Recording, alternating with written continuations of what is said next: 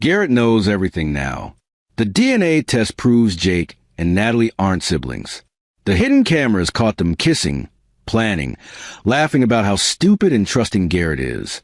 They're 3 weeks away from pushing him off a cliff and splitting $750,000. But here's what they don't know. The nice guy they've been playing, he's gone. And the man replacing him is about to teach them what real betrayal feels like. Before we dive in, smash that like button if you think Garrett should make them pay. And subscribe because this revenge is going to be legendary. Let's finish this. I became a ghost in my own life. Not literally. I still went to work, came home, kissed Natalie goodnight, made small talk with Jake about sports and weather. But inside, I was already gone, watching from somewhere outside my body, studying these two strangers who thought they were so clever. Do you know what it feels like to smile at someone while knowing they're planning your death? It's strange. You notice things you never noticed before, like how Natalie's laugh sounds fake when it's directed at you, but real when she looks at Jake. Or how Jake's eyes go cold when he thinks you're not watching, then warm up the second you turn around. They were good. I'll give them that. But I was better. Day 4 after the discovery, I started playing my role perfectly. The oblivious, loving husband who suspected nothing. It was easier than I expected. Maybe because I'd been playing it for months already without knowing it. Hey, Nat. I said over breakfast, adding extra sugar to my coffee like I always did. I was thinking, Jake's been looking for apartments for weeks now with no luck. What if we helped him save up faster? I could give him some freelance drafting work. Pay him cash under the table. Good money, flexible hours. Natalie's eyes widened. She glanced at Jake. Really? You'd do that? Why not? He's family. I smiled at Jake. You interested, brother? I've got a client who needs residential plans drawn up. Easy work. Could probably throw $2,000 your way. Jake's jaw tightened for just a second, like he'd tasted something bitter. Then he smiled back. That's really generous, man. You sure? Positive. We're in this together, right? Say it. Say the words that'll make you feel like you won. Right, Jake said slowly. Together. Under the table, Natalie squeezed my hand. When I looked at her, there were tears in her eyes. You're too good to us, she whispered. Seriously, Garrett, you're the best. I know I am.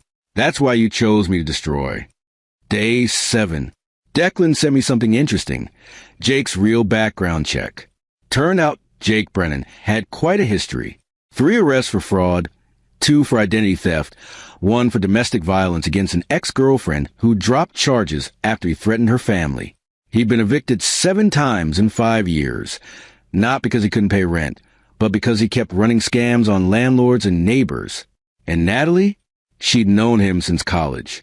They'd dated for 4 years before she met me.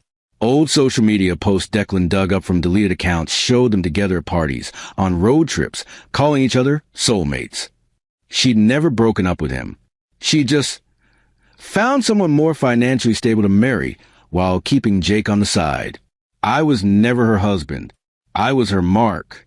The miscarriages were probably real. Biology doesn't lie. But everything else? The depression? Maybe. The gratitude? The love? All performance. 6 years of Oscar-worthy performance. How do you mourn something that never existed? Day 10. Natalie brought up the hiking trip. We were curled up on the couch. Her head on my shoulder, my arm around her waist, Jake conveniently out at a construction job that Declan confirmed he'd quit 3 weeks ago. I was thinking, she said softly, tracing circles on my chest. We should do something fun. The 3 of us. Like a family bonding thing before Jake finds his own place. Yeah? What did you have in mind? There's this amazing trail in Angeles National Forest. Really remote, beautiful views. We could make a day of it. Pack lunch, take photos, just breathe, you know? Get away from the city. My heart pounded, but I kept my voice steady. That sounds perfect. When? Next Saturday? Weather's supposed to be gorgeous. Next Saturday. 2 weeks ahead of their original schedule. They're getting impatient. Let's do it, I said, kissing the top of her head. I could use some fresh air. Work's been killing me lately. She tilted her face up, kissed me properly, soft and sweet and full of lies. I love you so much. Love you too. Do you think you're a good person, Natalie? Do you tell yourself you have to do this? That I deserve it somehow? Or do you just not care? Day 11. I visited my lawyer, not our shared lawyer, a new one Declan recommended. Criminal defense specialist named Raven Kowalski, who had a reputation for being ruthless and thorough. Let me get this straight, Raven said, leaning back in her chair. She was younger than I expected, maybe 35, with sharp eyes and short black hair. Your wife and her lover are planning to murder you. You have video and audio evidence. You have DNA proof they're not related. And you haven't gone to the police? Not yet. Why not? Because I want them to feel what I felt. I met her gaze. I want them to think they've won. I want them standing on top of the world, celebrating. Before I pull it out from under them, I want everyone to see what they are. Raven was quiet for a long moment. Then she smiled, a cold, sharp smile. I can work with that, but we do this carefully. One mistake, and you're the one in handcuffs for entrapment or vigilante justice. Tell me what to do. She opened her laptop. First, we're changing your life insurance beneficiary. Day 12. Jake started acting strange, or stranger than usual. He'd space out during conversations, stare at nothing for minutes at a time. Dark circles appeared under his eyes. He started drinking earlier in the day, beer with lunch, whiskey after dinner. You okay, man? I asked one evening while Natalie was in the shower. We were alone in the living room, baseball game playing on mute. Jake flinched like I'd slapped him. What? Yeah, fine. Just tired. You sure? You seem off lately. I said I'm fine. His tone was sharp. Then he caught himself, softened. Sorry, just work stress, you know? Nothing serious. Is he having second thoughts? Guilty conscience? Or just scared of getting caught? That night, I reviewed the camera footage from earlier in the day. 2:34 p.m. Living room camera. Jake sat on the couch, head in his hands. Natalie sat beside him, hand on his back. I don't know if I can do this, Jake said quietly. He's been so good to us. Giving me work, letting me stay, treating me like actual family. Stop. Natalie's voice was cold. You want to back out now?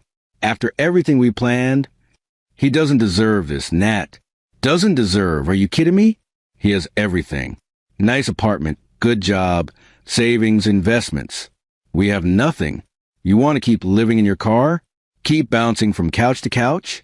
Keep being broke while people like him coast through life? That's not his fault. I don't care whose fault it is. Natalie stood up, pacing. I didn't spend 6 years married to him just to chicken out now. You told me you loved me. You told me we'd do this together. Were you lying? No, I just... Then stop being weak. She knelt in front of him, grabbed his face.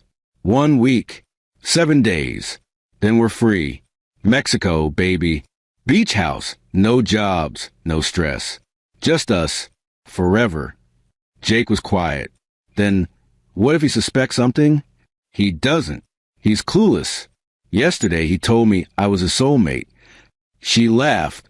That cold laugh I'd heard before. He's so pathetic it's almost sad. Pathetic.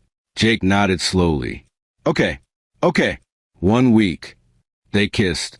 Then Natalie said something that made my blood freeze. Besides, even if you wanted to back out, I'd do it myself. I've come too far to stop now. With or without you, Garrett's dead by next Saturday. So here's a question. When someone you love becomes a stranger, when the life you built becomes a crime scene in waiting, who do you save? Them? Yourself? Or do you save the version of you that still believed in love? Day 13. Natalie started acting weird too. She'd flinch when I touched her, avoid my eyes during conversations, spend hours in the bathroom with the door locked, water running. Was it guilt, fear, or just impatience for me to be dead already?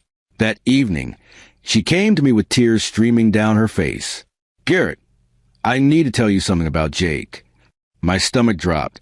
Is she confessing? Is this where it ends? What's wrong? I pulled her close, felt her trembling. He's been having these episodes.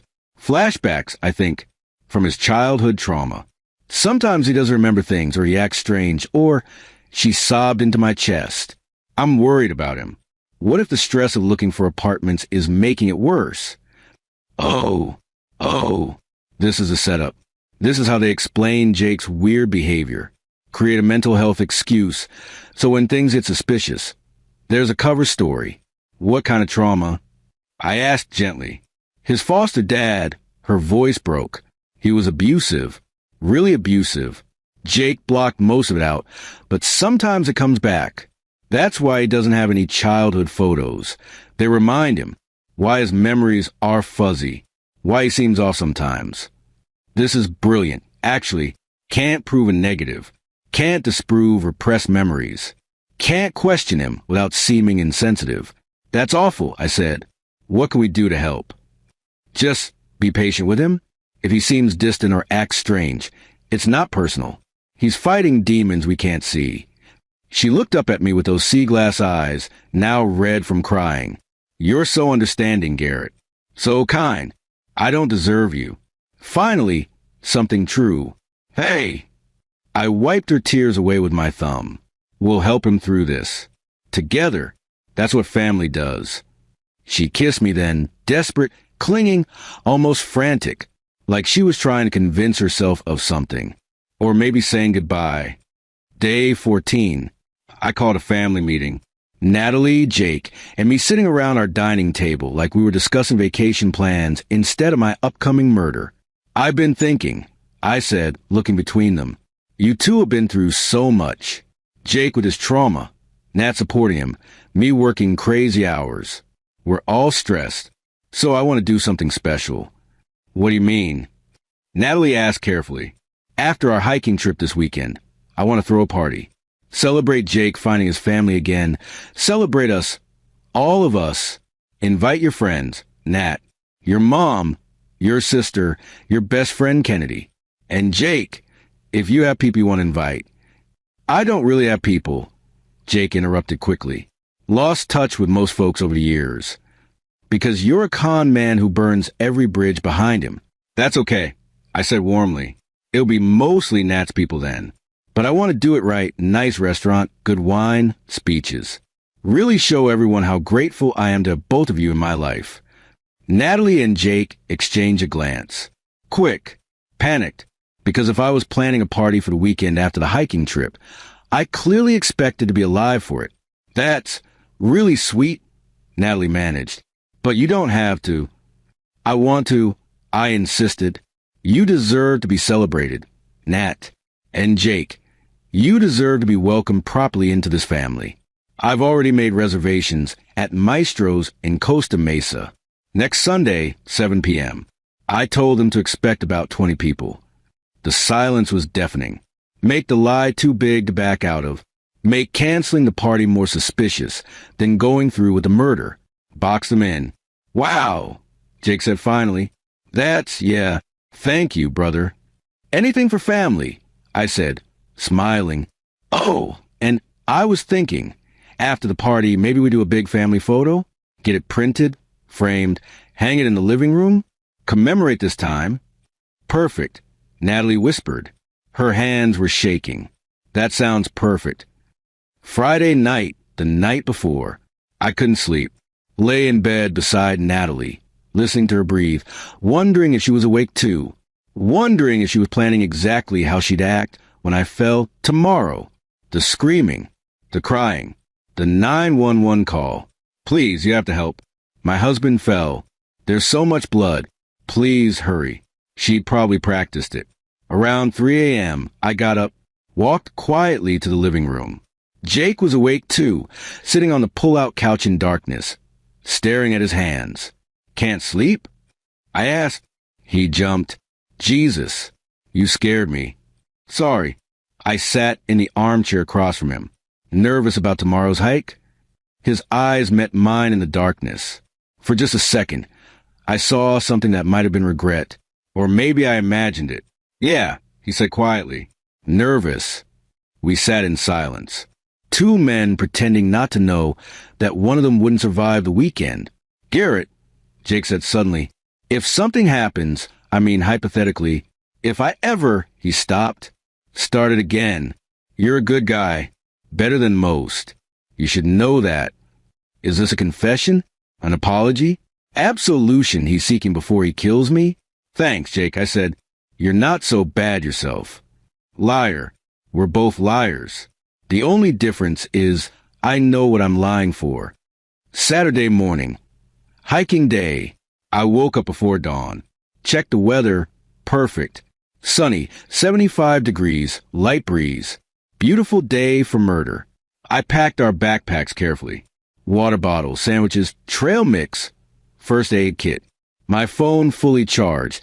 Declan's number on speed dial. Pepper spray in my jacket pocket, just in case. Natalie was already up, making coffee. She looked pale, beautiful and pale. Ready for our adventure? She asked, voice too bright. Can't wait, I said, kissing her cheek. Last kiss? Last time I touch her? Last time I pretend this marriage was ever real? Jake came out of the bathroom, also pale. He'd cut himself shaving, small nick on his jaw, still bleeding. Nervous hands, guilty conscience, or just fear getting caught. Let's do this, he said. We loaded into my car, me driving, Natalie in passenger seat, Jake in back. Just like a family road trip. The drive to Angeles National Forest took 90 minutes. We listened to music, made small talk, acted normal. But I watched them in the rear-view mirror. Saw Natalie's hand creep back to squeeze Jake's. Saw him mouth something that looked like, I love you. Soon, baby. Soon we'll be rich and he'll be gone. The trail parking lot was empty when we arrived. Remote location. Natalie had said, no witnesses. Perfect for them. Perfect for me. The hike begins. The trail wound up through scrub brush and rocks, getting steeper as we climbed. My legs burned, but I kept pace. Smiling, taking photos on my phone. Beautiful view. I called back to them. Gorgeous. Natalie agreed. 1 hour in, we reached the first scenic overlook. Sheer drop-off, maybe 200 feet down to jagged rocks below. Jake walked close to the edge, testing it. Looked back at Natalie. Shook his head slightly. Not yet. Not the right spot. We kept hiking. 2 hours in, narrower trail. Cliff on one side, rock wall on the other. Single file only. Jake took the lead. Me in middle. Natalie in back. Perfect formation for an accident. Jake blocks the path forward. Natalie pushes from behind. I fall. They claim I slipped. I felt Natalie's hand on my back. Light pressure. Testing. Watch your step, babe, she said sweetly. Looks slippery here. Thanks, I said, not moving. We stood there. Frozen tableau. Natalie's hand still on my back. Jake watching from ahead. This was it. The moment. The cliff edge beneath my boots. Rocks crumbling. The push that would look like a slip. I turned around slowly. Smiling. Actually, can we stop here? I need water. And I want to get a selfie with you too. Natalie stepped back immediately. Oh, yeah, sure. Not yet. Too risky. Keep waiting. We drank water. Took photos. The three of us smiling at the camera like a happy family. I made sure to get the cliff in the background. Time stamped. Location tagged. Evidence we were all here together. Perfect, I said, reviewing the photos. These are great. Mom's going to love these at the party tomorrow. Another reminder. Party tomorrow. Witnesses tomorrow. Public celebration tomorrow. You can't kill me without consequences now. Too many people know we're together today. Too many questions if I die. Jake's jaw tightened. Let's keep moving. 3 hours in, we reached the highest point. Vista Ridge, the sign said. 360-degree views of mountains and valleys, and the city sprawling in the distance. And the biggest cliff yet. Sheer drop, for 100 feet down, nothing but air and death. Wow! Natalie breathed. This is incredible. Come check out this view. Jake called, standing near the edge. I walked over slowly, carefully. They flanked me. Jake on my left, Natalie on my right. Breeze picking up, making the rocks feel unstable beneath my feet. This was it. This was the moment they'd planned for.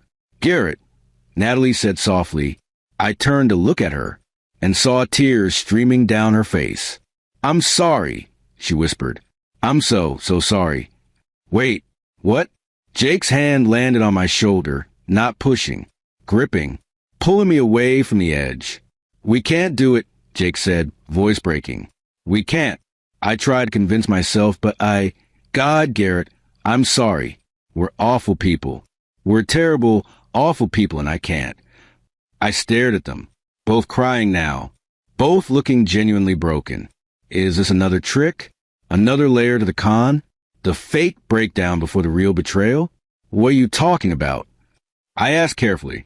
We were going to kill you, Natalie sobbed. Push you off the cliff. Take the insurance money. We've been planning it for months, and you've been so good to us, and I can't do it. I can't. Even for money. Even to be with Jake. I can't.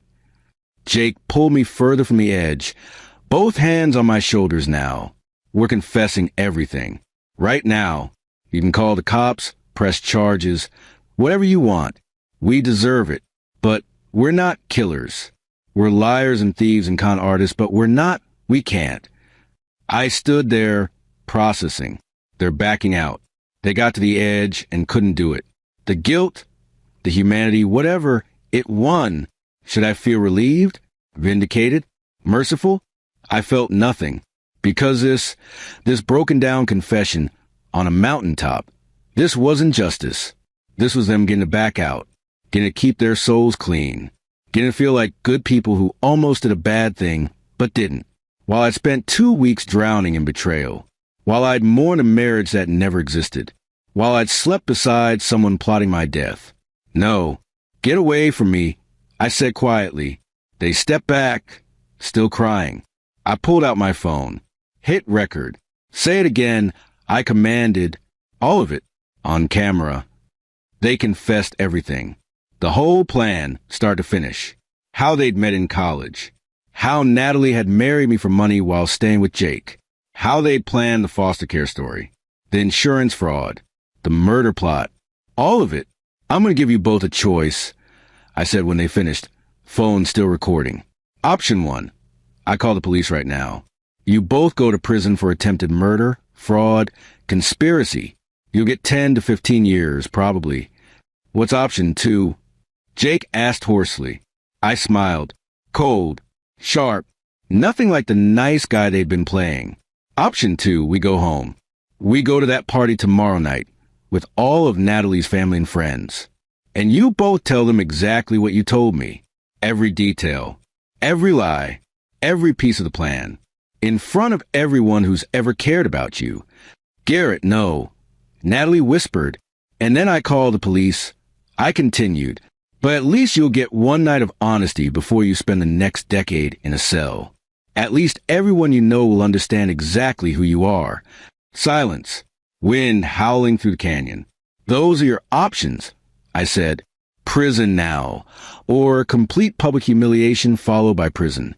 Choose. You know what the worst part about betrayal is? It's not the lie. It's that moment when you realize you never really knew the person at all. That every memory you have is contaminated. That love itself becomes a crime scene. But Garrett's not done yet. Not even close. Because the real revenge, the kind that destroys someone completely, that happens in front of witnesses. The drive back was silent.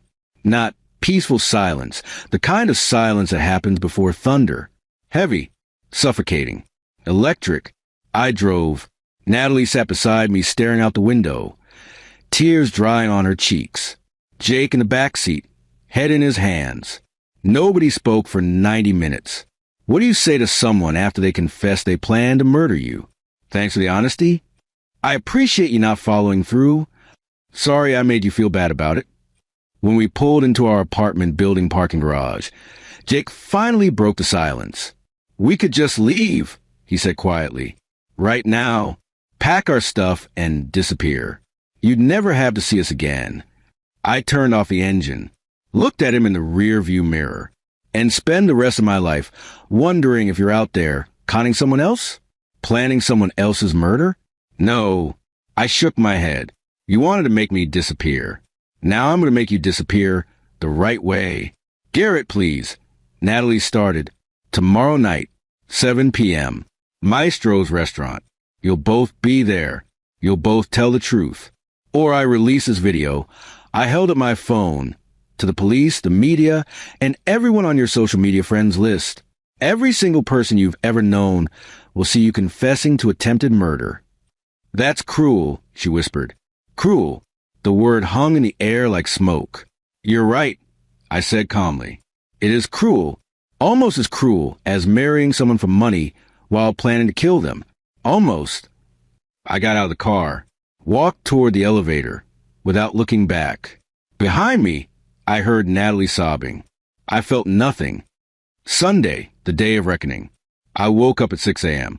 Natalie wasn't in bed. I found her on the bathroom floor, curled up against the bathtub, dried tear tracks on her face. She cried herself to sleep there. Should I feel bad? Should I feel guilty? Should I feel something? I stepped over her and took a shower. When I came out, she was awake. Red eyes, hollow expression. We could just tell them we broke up, she said hoarsely. Tell them Jake and I are leaving. Make up some story. Spare everyone the details. No. Garrett, my mother, she has a heart condition. This could. Should have thought about that before you planned to push me off a cliff. I walked past her into the bedroom. Started getting dressed. She followed, desperate. What about mercy? What about forgiveness? You always talk about being a good person, being better than... I am being better than you. I buttoned my shirt, met her eyes in the mirror. I'm not killing you. I'm just making sure everyone knows what you tried to do. That's called justice, Natalie. Not revenge. It's both and you know it. Maybe she was right. Maybe justice and revenge were the same thing when the wound cut deep enough. I didn't care anymore. Jake emerged from the living room, looking like he hadn't slept at all. Probably hadn't. His eyes were bloodshot, his hands shaking. I can't do this, he said. I can't stand in front of all those people and... Then choose prison, I said simply. Calls in 20 minutes. I'm dialing Detective Morrison at the Newport Beach Police Department and playing him this video. He'll have patrol units here in 10 minutes. You'll be arrested, arraigned, probably held without bail given flight risk. Trial in 6 months. You'll both get 8 to 12 years, maybe more with the fraud charges. I pulled out my phone, started scrolling to my contacts. Wait. Natalie grabbed my arm. We'll do it. We'll tell them. Just give us the day to prepare. You've had 3 months to prepare for murdering me, I said. You can handle 6 hours to prepare for the truth. 5 p.m. I arrived at Maestro's early. Spoke with the manager, a tall woman named Simone with elegant gray hair and kind eyes. I need to tell you something about tonight's party, I said quietly. There's going to be a difficult conversation. Possibly crying, possibly yelling. I promise we won't damage anything or disturb other guests, but it might get emotional. Simone studied my face. Are you okay, honey? The question surprised me. When was the last time someone asked if I was okay? No, I admitted, but I will be. She squeezed my hand. We got a private room set up for your party. Whatever you need, you let me know. 6:45 p.m. The guests started arriving. Natalie's mother, Patricia, a sweet woman in her 60s who'd always treated me like a son, who cried at our wedding and told Natalie she'd found a good man. Natalie's younger sister, Bree, sharp-tongued and protective, who'd once threatened to end me if I ever hurt her sister. Natalie's best friend, Kennedy, the maid of honor at our wedding, who'd given a toast about true love and soulmates. My old college friend, Declan, who already knew everything, who gave me a subtle nod as he entered. More people filtered in. Colleagues from Natalie's work. Neighbors. Couple friends we'd gone on double dates with. 23 people total. All people who thought they were celebrating a family reunion. All people who were about to learn what family reunion really meant. 7 p.m. Natalie and Jake arrived together. She wore a navy dress I'd bought her for our anniversary. He wore slacks and a button-down that probably came from my closet. The audacity. Even now, even knowing what's coming. Natalie's mom rushed over, pulled her into a hug. Sweetie, and this must be Jake. Oh my goodness, you look so much like your father, Natalie's father. Same eyes. She's lying to your mother. Right now, right to her face. Jake smiled weakly. Nice to meet you, ma'am. We all found our seats. Long table in the private room. Me at the head, Natalie to my right, Jake across from her. Everyone else filling in the sides. Appetizers came. Wine poured. Conversation flowed. People asked Jake about his childhood, his job, his plans. He gave vague answers. Natalie watched him nervously, barely touching her food. They're hoping I'll change my mind. Hoping I'll let them off the hook. Give them mercy they never planned to give me. Dessert arrived. Chocolate lava cake, creme brulee, tiramisu, coffee, and after-dinner drinks. I stood up, tapped my wine glass with a fork. The room fell quiet. Thank you all for coming tonight. I started. My voice was steady. Calm. I wanted to gather everyone here, everyone important to Natalie and to me, to celebrate something special. A reunion, a revelation, a moment of truth. Natalie's hand trembled on the table. Jake's face had gone gray. 3 months ago, I continued. Natalie told me she found her long-lost brother, Jake Brennan, separated in foster care, reconnected through social media. A beautiful story. A miracle, really. Patricia was smiling, nodding. Bree raised her wine glass. I welcomed Jake into our home, I said. Gave him a place to stay. Offered him work. Treated him like family. Because that's what you do, right? You help family. Garrett, Natalie whispered. I ignored her. But here's the thing about family. Real family. It's built on truth, on honesty, on trust. And I started noticing some things that didn't quite add up. The room was dead silent now. People sensing something wrong. So I did what any concerned husband would do. I investigated. I pulled out my phone. I ran a DNA test. Turns out Jake and Natalie share exactly 0% genetic material. They're not siblings. Not even distant cousins. Complete strangers.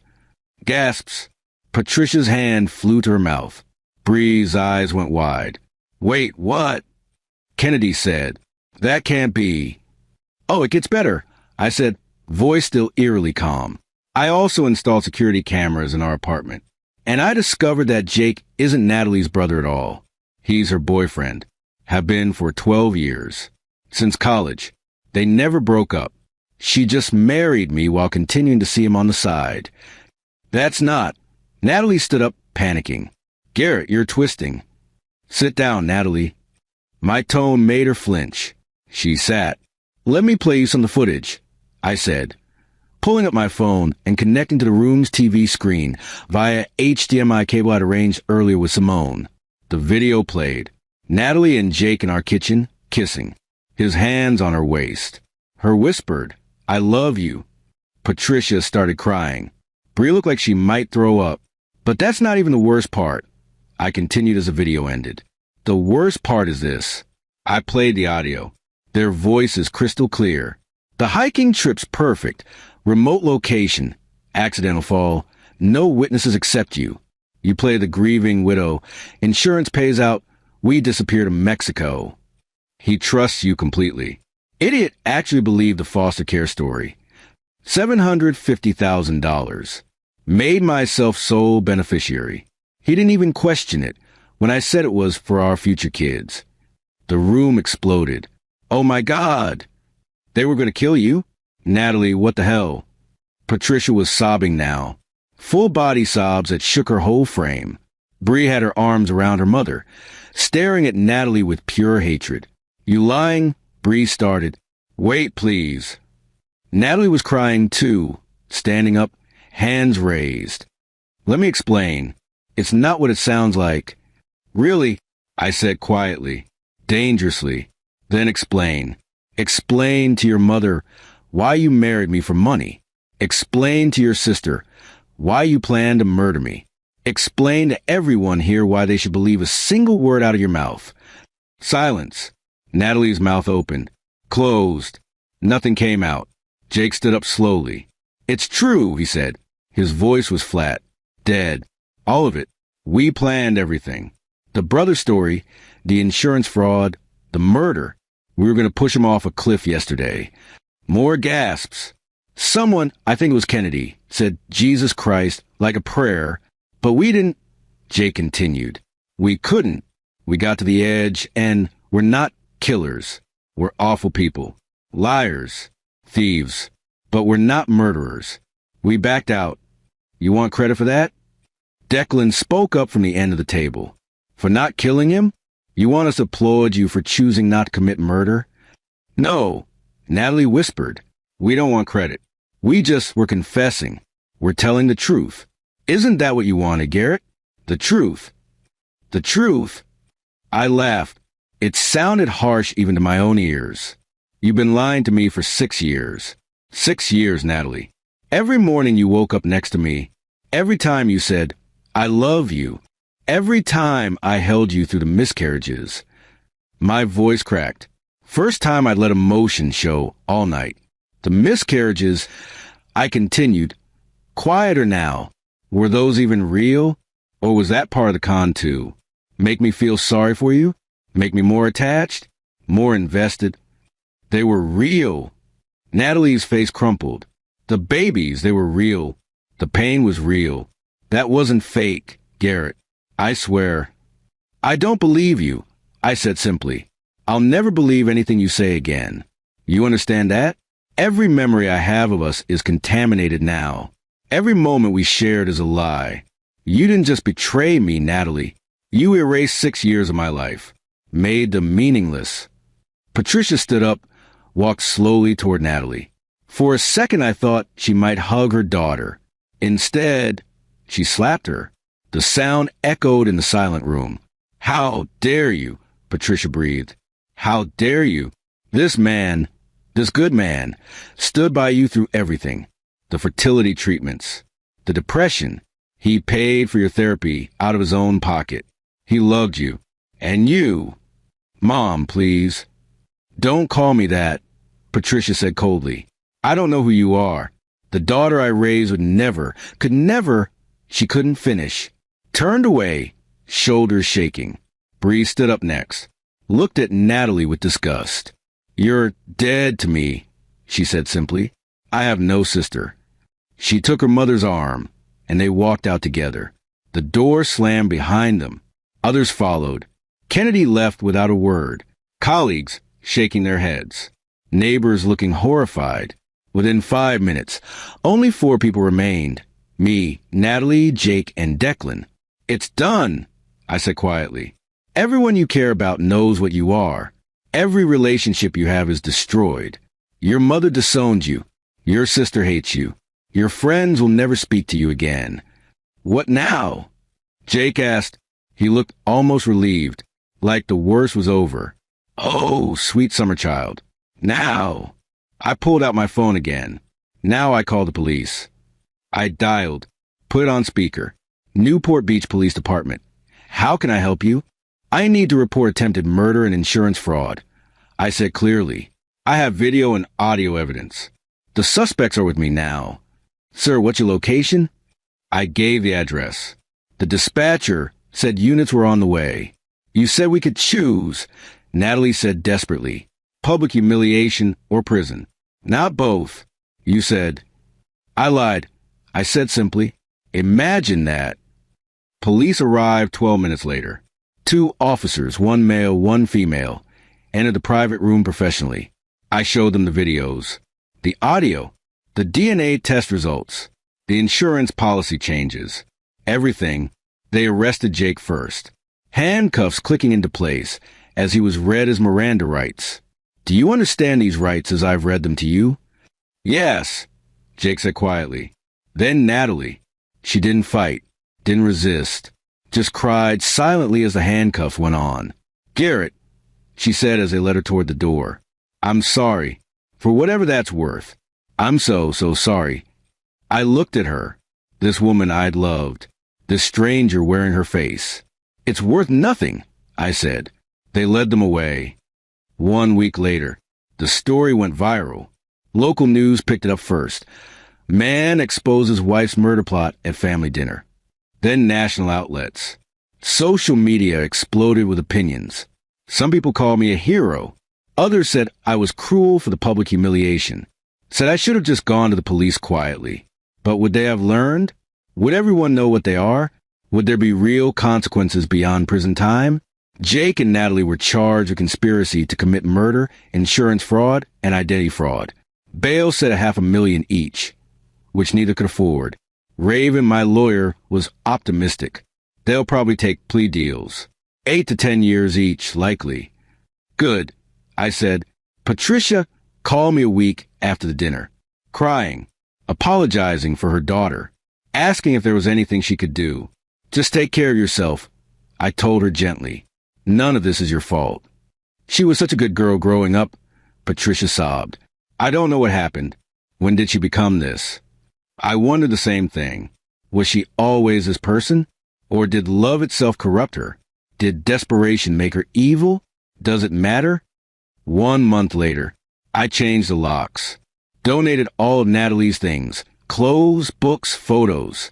Couldn't stand having them in the apartment. Declan helped me pack Jake's stuff. 2 duffel bags. Everything he owned. How you holding up? Declan asked, taping up a box. I don't know, I admitted. Some days I'm fine. Some days I wake up and forget for a second.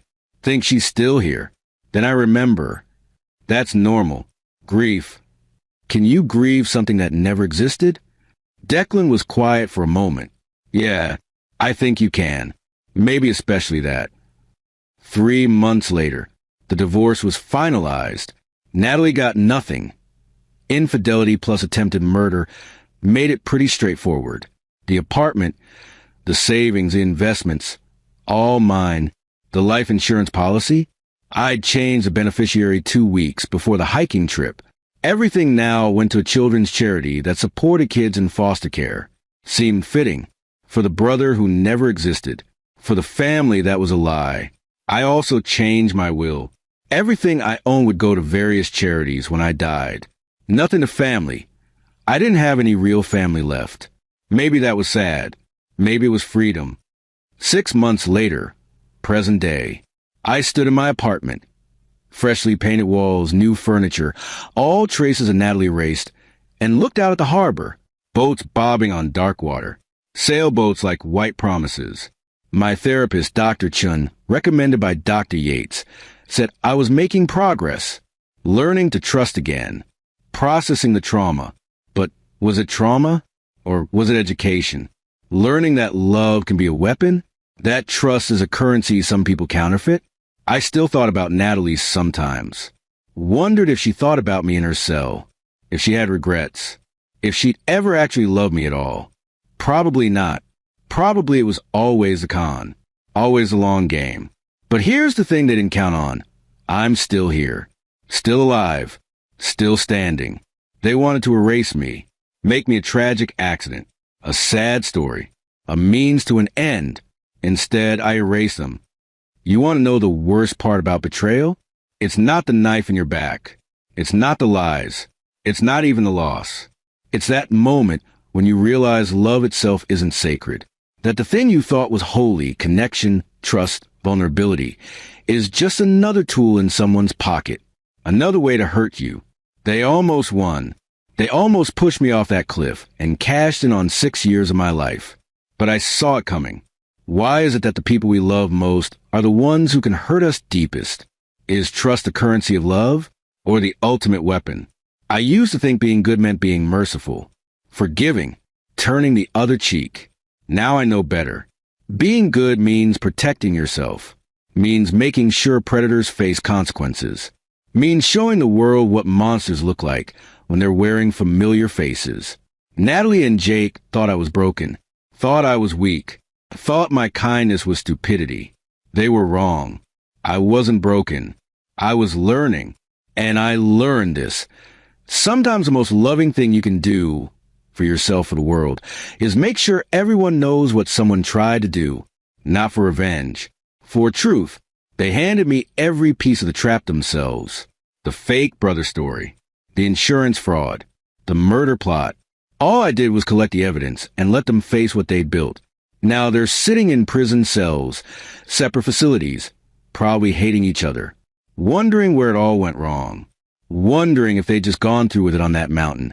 Would they be in Mexico right now? And I'm here, alive, free, starting over. Is that justice or revenge? Or are they the same thing when someone tries to end your life? I don't have all the answers, but I have this. I'm still standing, still breathing, still here. And they're not. Some betrayals deserve forgiveness. Some betrayals deserve to be exposed for everyone to see. This was the second kind. 1 year later, I sold the apartment. Too many ghosts. Bought a small house in Laguna Beach. Ocean view. Fresh start. Started dating again, cautiously. Very cautiously. First date in a public place. Background check before the second date. No moving too fast. No trust without verification. Maybe that's sad. Maybe that's survival. Patricia still calls sometimes. We have coffee occasionally. She brings pictures of Bree's kids, nieces and nephews I've never met, but she insists I'm still part of the family. You're the best man Natalie ever knew, Patricia said during our last coffee. I'm sorry she couldn't see that. She did see it. That's why she chose me. I was the perfect mark. But I didn't say that to Patricia. Just smiled and changed the subject. Jake and Natalie both got 10 years. Plea deals. They'll be out in 7 with good behavior. I'll be 42 when they're released. Still young. Still building a life. Still here. And when they get out, when they're back in the world, they'll Google their own names and find news articles, social media posts, videos people made analyzing the case. Their stories spread across the internet forever. Everyone will know what they tried to do. That's real consequences. That's real justice. So here's my question for you, the person watching this. Have you ever trusted someone who didn't deserve it? Have you ever loved someone who saw that love as a weakness to exploit? What did you do? How did you survive? Drop your stories in the comments. Let's talk about trust, about betrayal, about how we rebuild after someone tries to destroy us. And if you made it this far, if you watched this whole journey, hit that subscribe button. Share this video. Not for me. For everyone out there who needs to know that surviving betrayal isn't just possible, it's the best revenge. Because here's the truth they don't tell you. The opposite of love isn't hate. It's indifference. And I've earned my indifference. I don't hate Natalie anymore. I don't think about her most days. She's just a chapter in my story. A dark one, yes, but closed now. And I'm writing new chapters. Better ones. Ones where I'm the author, not the victim. They tried to write me out of my own story. Instead, I wrote them out of theirs. Thanks for watching. Thanks for staying until the end. And remember, trust carefully, love wisely, and never let anyone convince you that your kindness is weakness. It's not. It's strength they can't understand. The end. If this story moved you, hit that like button. If it made you think twice about who you trust, leave a comment. And if you want more stories like this, stories about survival, justice, and the strength it takes to keep going after betrayal, subscribe. Because everyone deserves to know you can survive the worst betrayal. You can come out stronger. And the people who try to break you, they don't get to win. Ever.